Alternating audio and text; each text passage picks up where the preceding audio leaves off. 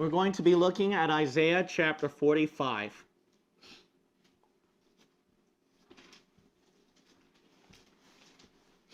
We notice at Proverbs chapter 16 verse 4 that the Lord, he makes the wicked.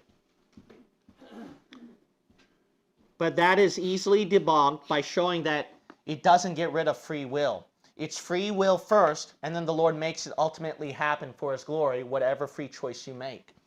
The thing is this, though, is that if God is not the author of evil, then what are we going to do with Isaiah chapter 45?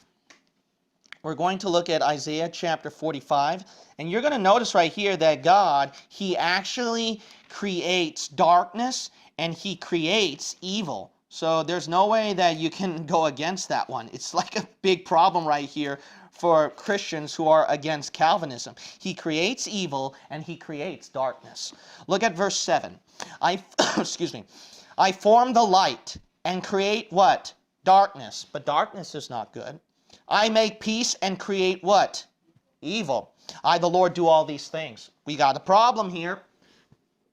We insist that the Lord, he's not the author of sin. He's not the creation of evil. We believe that's man, free choice, and will. And we debunk Proverbs 16:4 by showing man's free choice and will did it first, the sin. And then the Lord, what? He makes it ultimately for his glory at the end. But then you got a problem here. Even though we can debunk Proverbs 16:4, it seems to go hand in hand with Isaiah chapter 45 verse 7, that God, he creates sin. He creates evil. Now, do you know how to debunk this one? You have to know just basic, easy English. Just basic, easy English. So there are Calvinists that go all over the floor philosophically with complicated arguments just because you got this one. But here's the thing. What is sin? See that? What is sin? By the way, before I define that, let me add more problems right here to support the Calvinists. He created the tree of the knowledge of good and evil. What are you going to do with that one? So God, he did create evil. Not only that, the Lord, he created hell. What are you going to do about that one? So you can see right here, including Isaiah chapter 45 verse 7, the Lord, he creates evil. He creates sin. Now, basic, easy English. What counts as sin? Do you know what counts as sin? It's not an object. It's the action. That's what counts as sin. When God put the tree of the knowledge of good and evil on the earth, sin did not automatically pass all over the world and corrupted the planet. You know why? This is an object. Sin did not burst forth and corrupt the world until there was a certain action where man and woman deliberately disobeyed God, put the fruit in their mouth. That action was sin, and because of that, sin corrupted the whole planet. When God created hell in the center of the earth, that did not corrupt the whole world, where all of the world was corrupted by sin. It wasn't until the action of mankind that the whole world was corrupted by sin. Here's another thing. God created Lucifer. But guess what? Lucifer, he was a perfect, beautiful being. It wasn't until the action, again, the action where he committed pride, then he became evil. He became Satan. He became the tempter. He became the wicked being, that wicked one, as the book in the New Testament said. So you'll notice right here, sin is defined by its action, not by the object. Why in the world would the Lord create this? So he did not create sin then. Sin is not the correct word. Did Isaiah 45, Proverbs 16, tree of knowledge of good and evil, hell and Lucifer, did it define itself as sin? Or is it evil, Isaiah chapter 45 stated? It's evil. Not sin. It's evil. Why did God create the evil object? He created the evil object. Why? He created that evil object for actually good, not sin. So actually, this is something to pay attention. This is a strong argument against Calvinism. When God created evil, that actually proves more that he's the author of good and not the author of sin. You might say, why? I don't get it, Pastor. No, it's simple to understand. For example, you can have some bad drugs like heroin, where that's evil. But then the government agencies, they actually implanted that heroin, created that heroin. Why?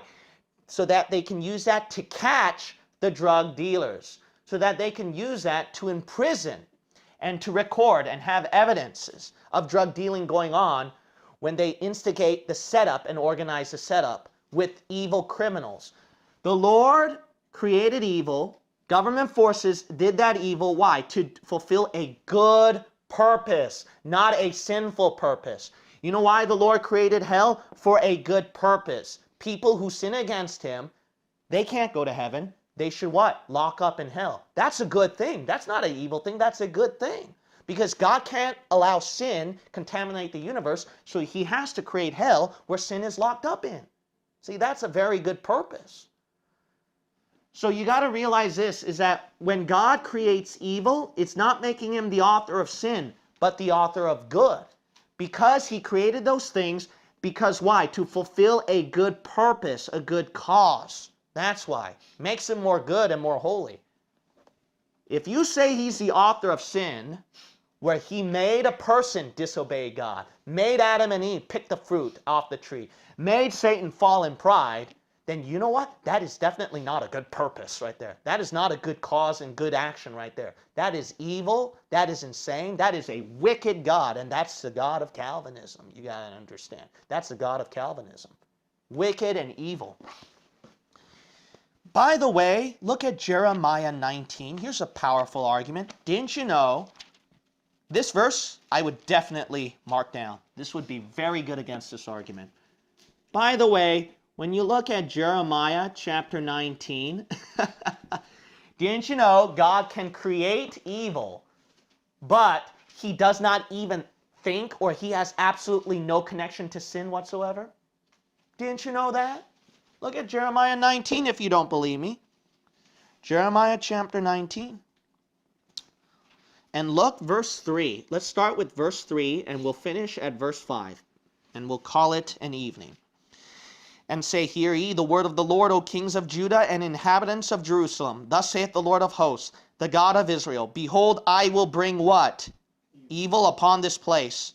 Why? For a good purpose. Why? Because to punish the wickedness of the children of Israel.